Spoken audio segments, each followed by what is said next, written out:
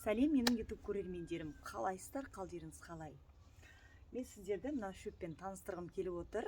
Бұл лопух деген шөп, яғни біздің бақшамызда көбінесе біз оны жұлып тастаймыз, я?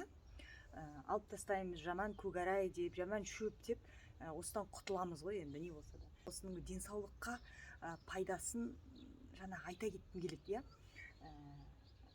Бұл негізі медицинада айтылмаған, бірақ дегенмен де бұны жасап көргенде, осыны жасап жазылғанда қазір негізі адамдар көп. Бұл бұрыннан келе жатырған пайдалы шөп. Бұны біреуіміз білсек, біреуіміз білмейміз.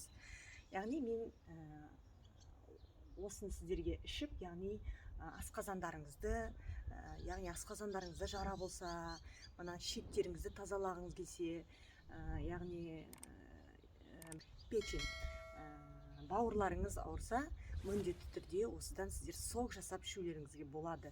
Бұның тамырын, яғни астында тамыры болады, я? Бұның тамыры негізі өте пайдалы. Бұны қазып алу да қиын. Сосын сіздер оның қазып алу мезгілін білу керексіздер.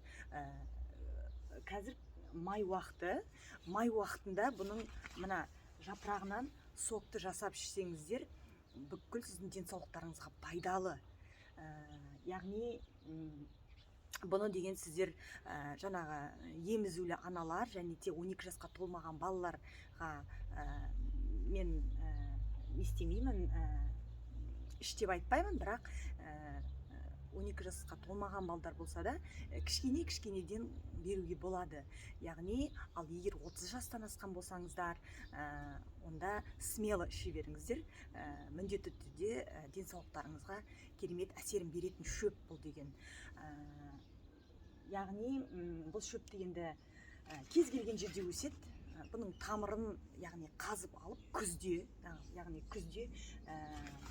қазып алып, жаңағыдай неден өткізіп, жаңағыдай соковыжималкадан өткізуге болады, я болмаса тазартып, жуып, қайнатып, 1 литр суға 2 столовый ложканы салып жіберіп, жаңағыдай қайнатасыз, қайнағаннан кейін сүзіп алып, күніне 3 мезгіл ішуге болады. Яғни бұл негізі онкологияны да жеңген шөп. Рак ауруымен ауыратын адамдарға өте көмектесетін негізі бар емес па?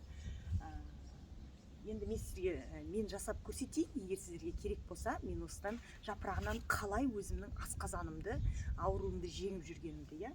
Мен бұрын асқазаным қатты ауыратын негізінде. Кишечниктарымыз дұрыс емес, тағы да бұл көп адамда кездеседі негізі. Енді жасап көрсетсеңіз десеңіздер, мен жасап көрсетейін. Бұның жапырағы қазір нағыз мына май уақытында жасаған жақсы негізінде. Мен сізге жақсы түсінікті болып жатырған болар, я? Яғни бұл кез келген жерде өсіп жатыр. Бұның жапырағы енді денсаулыққа өте пайдалы. Тамырының өзі өте пайдалы, бірақ тамырын ұмытпаңыздар, күзде қазып алсаңыздар өте пайдалы. Көктемде де болады, бірақ май уақыттарында. Яғни мен қазір осыдан 1 жапырағын, 2 жапырағын аламын да, қазір сок жасаймын. Сокты міндетті түрде 1 күнде 3 рет ішу керекпін. Және бұны согын тек қана 2 күн сақтай аласыздар. Свежайлай жасағандарыңыз дұрыс, 2 күн сақтай аласыздар. 2-3 күн тұрады кейін дегенде. Антибиотиктерді ішкенше, одан да өзіміздің осындай айтады ғой, бұрыннан келе жатырған емдік шөптерді пайдаланғанымыз жөн негізінде. Ауырмаңыздар, негізі білмейтіндеріміз көп қой, бірақ біле жүріңіздер, лопух деген шөп, яғни жапырағы да, тамыры да өте пайдалы. Даже бұны сіздер кесіп, қайнатып, суын ваннаға құйып жіберіп түссеңіздер де өте пайдалы. Кожный проблемаларға жақсы ұйықтайсыздар, успокоительный камер бар ғой да, тыныштандырады. Бірінші сіздерге айта кететін, бұның жапырағынан бүткіл сіздің денеңізге пайдалы шөп деп айтуға да болады. Асқазаныңыз, кишечниктарыңыз, мына өтіңізде тас болса, барлығын түсіреді. Тек бұны ішу білу керек. Егер сіздерге менің каналым ұнаған болса, міндетті түрде тіркеліп қойыңыздар. Енді подписка жасап қойыңыздар. Мен сіздермен күнделікті бөлісіп отыратын боламын. Денсаулықтарыңызға пайдасы бар, әрине. Табиғи жолмен жасалатын шөптердің мен сіздерге бөлісіп отыратын боламын. Яғни мен осыдан сок жасаймын. Сіздерге керек болса мен көрсетейін оны да.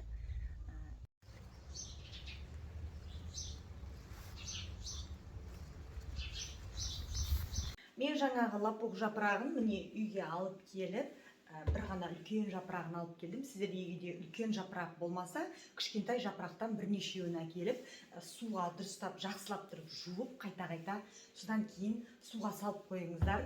Салқындау суға 3 сағаттай суда тұру керек. 3 сағаттан кейін мен сіздерге сокты қалай жасап ішу керектігін тағы да бір мәрте өзім көрсететін боламын. Ал оқырмандар, міне лопухты мен бір ғана жапырақтан осындай менде шықты. Қараңыздар, мен оны мясорубкадан өткізіп алдым.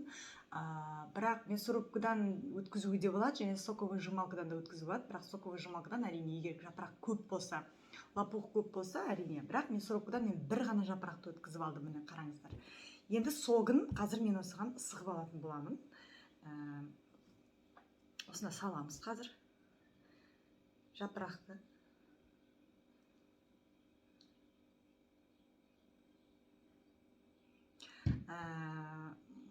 Дәл осы май айында жасағандарыңыз дұрыс болады, жасап ішкендеріңіз дұрыс болады. Және согын сығамыз. Үлкендеу ыдысты алайын. Қараңыздар. Қаншама сог шықты. Ал егерде сіздер күз уақытында жапырағынан дәл осындай согын жасайтын болсаңыздар, осыншама бір ғана жапырақтан осыншама сок шықпайды, оқырмандар. Міне.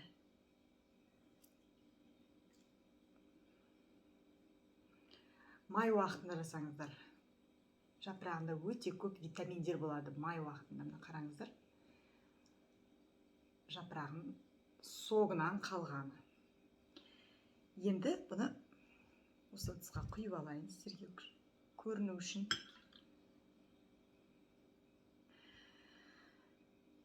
Міне сок дайын, лопухтың. Бұны біз қалай ішеміз? Бұл өте ащы болады. Ащы болғанда дәмі бүлдірлік, қызық, неприятно, да? Бірақ мен оны медпен ішем. Бірақ мен үйреніп кеттім. Қазір медпен ішпейтін болдым, жай ғана сіздермен көрсетейін деп отырмын да. Және 20 минут бұрын, тамақтың алдында 20 минут бұрын бір үлкен қасықпен ішесіздер. Үлкен қасықпен. Тамаққа дейін дегенім. Тамаққа дейін 20 минут бұрын ішесіздер. Егер сіздер жаңадан ішейін деп жүрген болсаңыздар, жаңадан ішіп көретін болсаңыздар, яғни сіздер столовый ложкадан емес, кішкентай қасықтан бастаңыздар, шай қасықтан бастаңыздар. Шай қасықтан бір қасық солай бастап көріңіздер. Күніне 3 рет тамақтың алдында 20 минут бұрын ішесіздер. Енді бұның пайдасын мен өзім көріп отырғасын сіздерге айтып отырған жайым бар.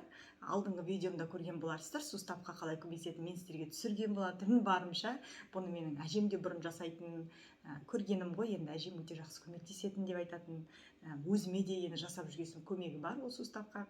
Және согын міне асқазаныңызда, яғни жара болса, шектеріңіз қандай да бір жара болып жатады, қандай шектеріңізді тазарту керек болады. Бүкіл шлактарды бұл шығарады. Өтіңізді тазартады, бауырыңызды. Әсері денсаулыққа өте керемет.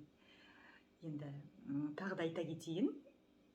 Тамаққа дейін үлкен қасықпен бір қасық ішесіздер. Тамаққа дейін 20 минут бұрын ішіп аласыздар. Содан кейін тамақтарыңызды ішесіздер. Ұмытпаңыздар, сумен ішпейсіздер. Ішкеннен кейін суды ішуге болмайды.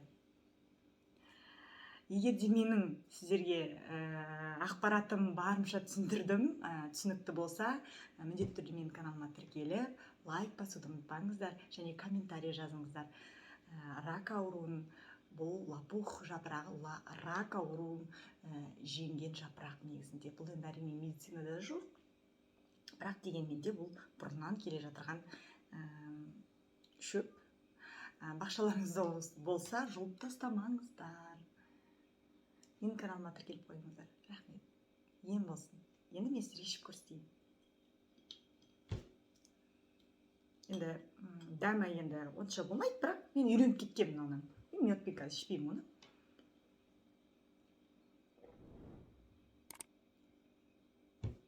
Енді ол ащы емес. Үйреніп кетесіздер. Сіз деп ішіп алыңыздар. Ем болсын. Ауырмаңыздар.